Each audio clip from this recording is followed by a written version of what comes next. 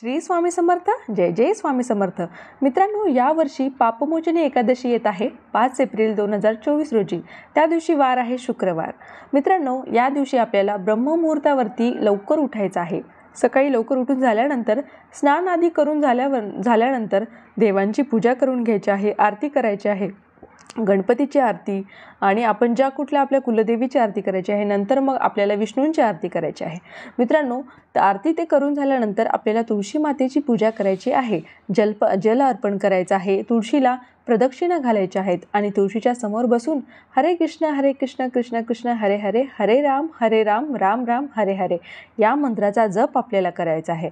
या मंत्राचा 8, 16 किंवा 25 माळी असा जप करायचा आहे.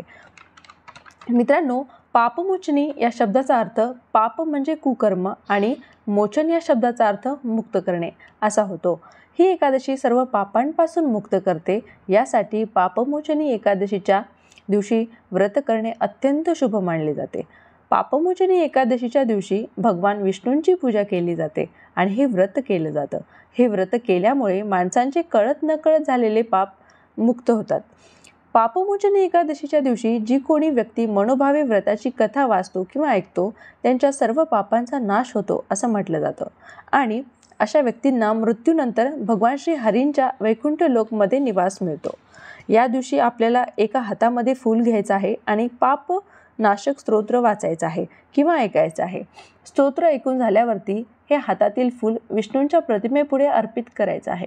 मित्रांनो, आपल्याला या प्रकारे त्या दिवशी व्रत करायचं आहे. माहिती आवडली असेल तर मात्र चॅनलला सबस्क्राईब करायला विसरू नका.